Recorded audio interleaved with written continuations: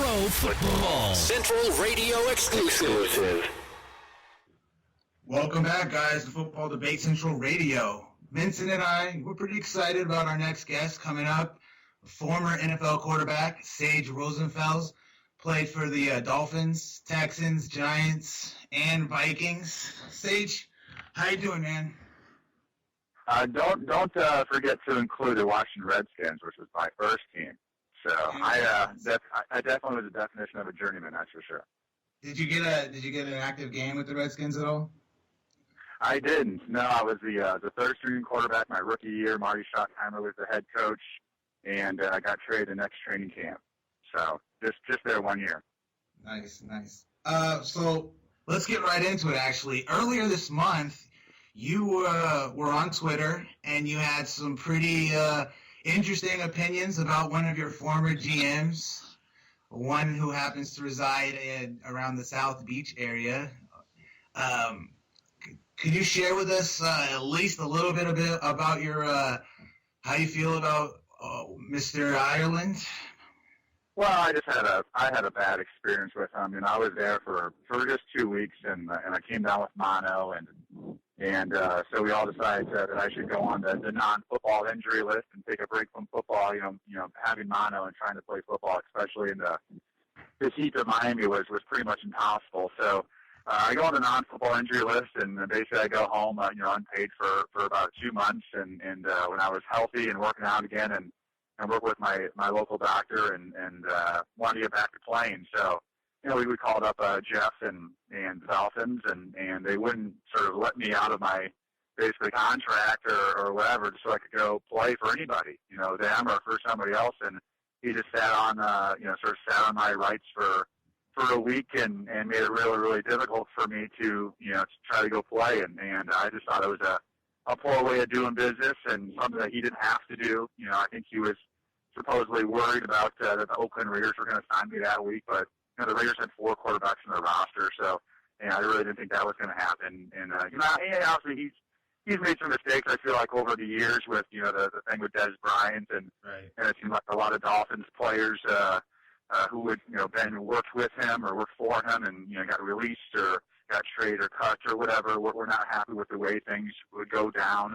I think that there's a little bit of a history there. It wasn't just me, and I guess I just voiced my opinion and ended up being about the right time where a lot of people caught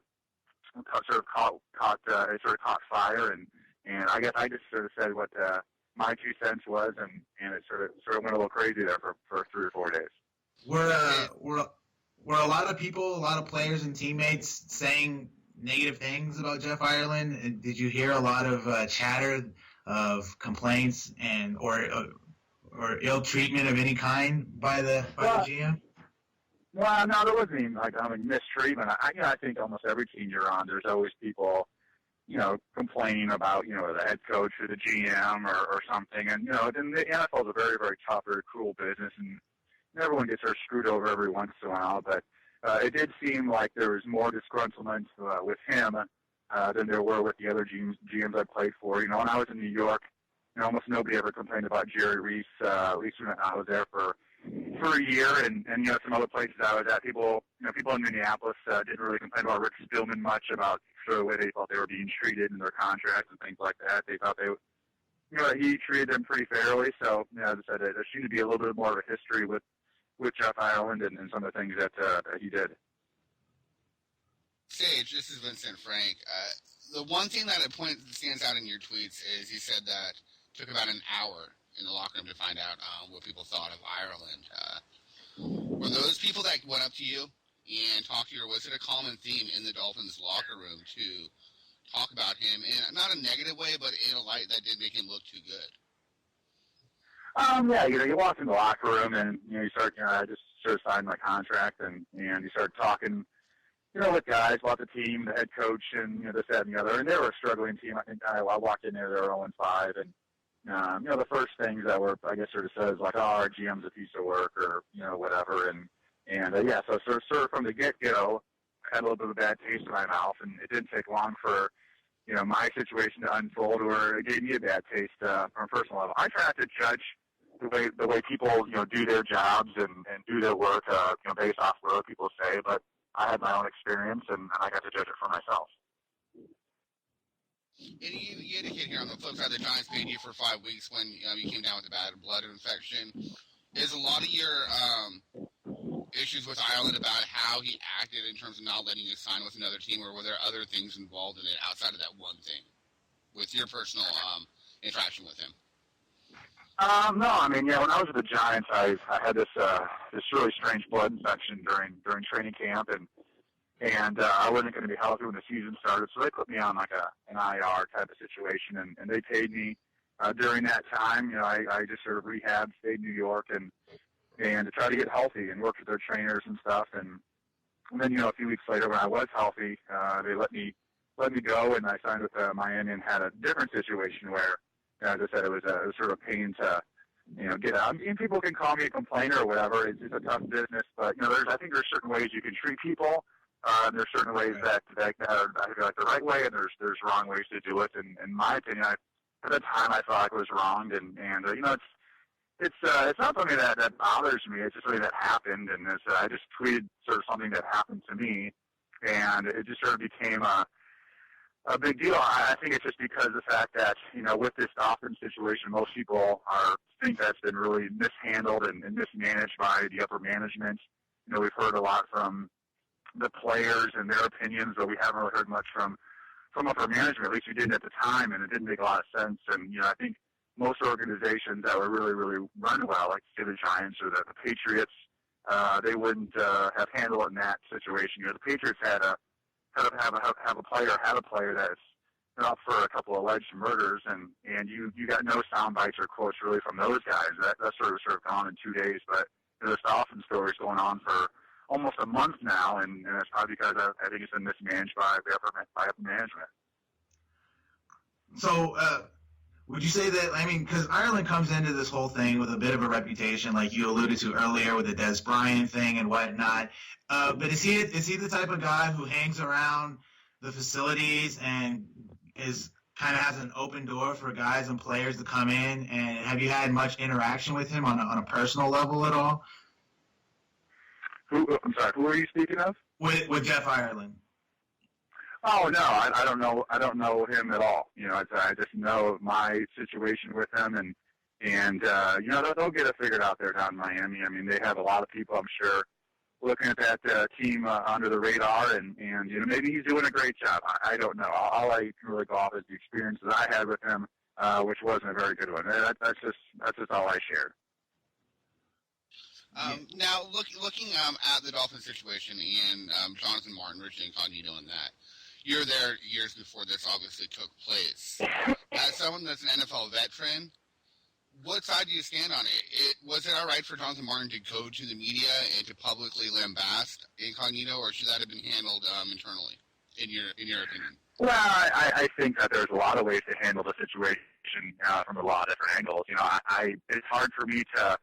I think it's really dangerous to get involved in sort of a he said, she said type of situation where no one really knows what exactly happened or what was said or what happened over the course of, a year and a half or so when those two were teammates. I think it's really, really dangerous to blame on either one of them until everybody knows the facts and all those investigations are done. But, I was with Richie for a couple of weeks, had no problem with him. I got along just fine. And, I do know that, there's a history there with some of the teams that he's been on. He's been in trouble, but I had no problems with him when I was there.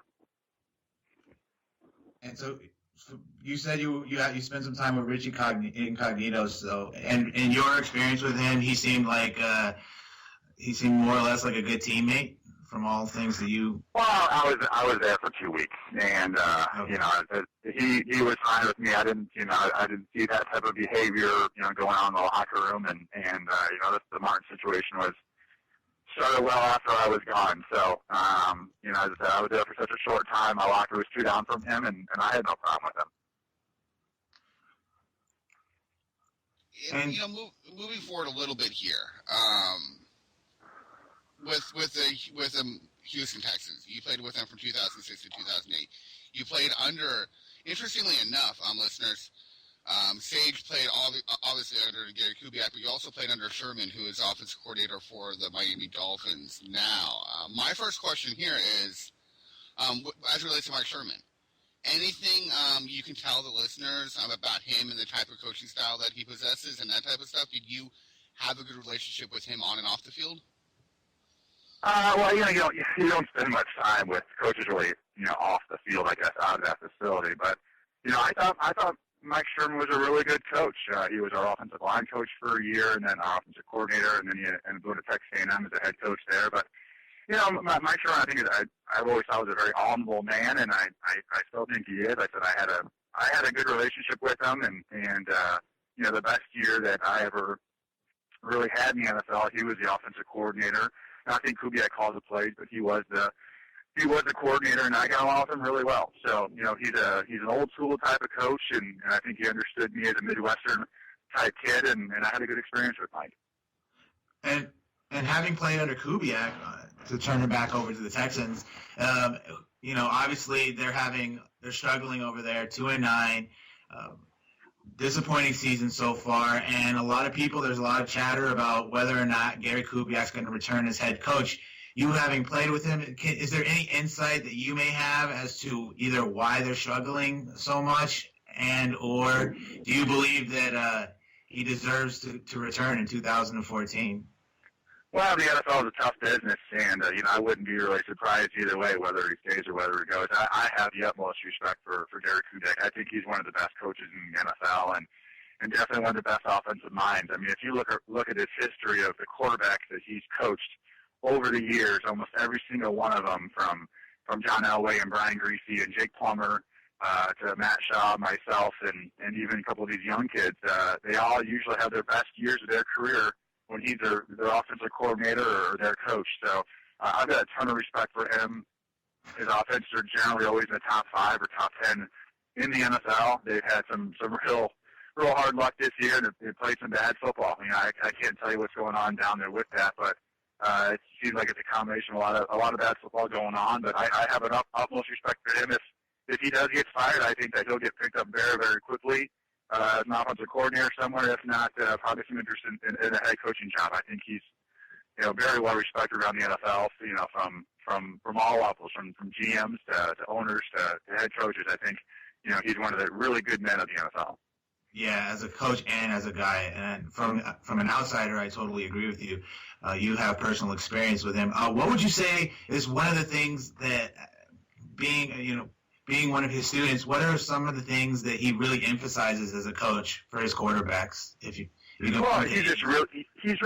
precise in what he's looking for with you. With your reads and your footwork and sort of your job responsibilities, and he's very precise with the receivers and tight ends and backs of exactly where you're supposed to be, and when you have that sort of precision as a quarterback, and everyone's exactly where they're supposed to be, it makes your job a lot easier. And he doesn't ask the quarterback to do all types of line adjustments and changing protections and tons of audibling like some teams do, and I think that allows the quarterback just to go out there and play fast and use their fundamentals and their footwork and go through their reads and find a guy that's open. And he sort of feels if you go through your progressions and do what you're taught, that he'll design some route combinations that he'll have a good matchup somewhere. And I think he's done a really good job of that over the years.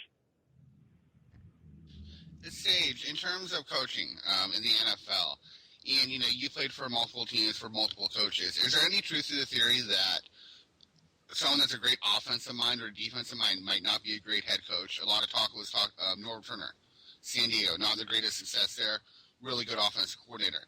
Is there any level of truth to that, or is it if you're a good offensive mind, you can handle the rigors of being an NFL head coach? Yeah, I think it's really important to have you are right. There is a history of guys having a great mind for one of the sides of the ball and not being always a great head coach. But I do feel like the best head coaches in the league who really have a good feel for both sides of the ball. A guy like Bill Belichick who could be he could be the offensive coordinator, the defensive coordinator, and probably the special teams coordinator if they wanted to be. And I think Parcells was that way.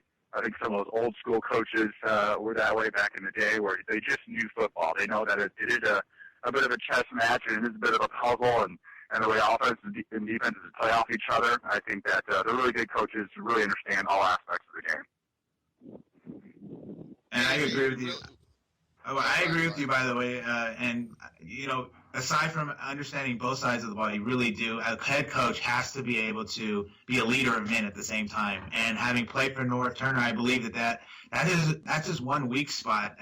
As a guy who was such a genius schematically and with his system, he didn't seem to really be very comfortable guiding and leading his men, motivating, and those type of things. And I think that's one of the things that a head coach really has to have. And Belichick has both sides of the ball knowledge, but he also was a great leader as well. Well, I had Noah as an offensive coordinator, and I thought he was great. I thought the world of him. I think that quarterbacks generally really like playing for him, and again, you're one of those guys who quarterbacks generally play well. So I only know him as that. I don't know him as a head coach. I do know the head coach is a very complex job. It's not just about the X's and O's anymore. There's so many facets to it with media and dealing with free agency and the draft and yeah, giving those rah-rah speeches and sort of setting the tone for the team. It's a complex situation. That's why they're really, really good with them, get paid really, really well. No doubt. Well, Sage, we really do appreciate you coming on here on Football Debate Central Radio. Great stuff, as always, from you. Do you want to tell our listeners where they can find you on Twitter and just where they can catch you on the internet world? Yeah, I'm just at Sage Rosenfels 18 on Twitter, and I go on there from time to time. I'll go days without going on there, but then sometimes I'll get into a football game as I was last night and try to give my honest opinion about what's going on. And so I enjoy it. It's a nice little tool, but it's something that I really enjoy doing. Awesome. Great stuff, man. And hopefully we'll be able to talk to you at some point in the near future, man. All right. Thanks for having me on, guys. Thanks for the insight, man.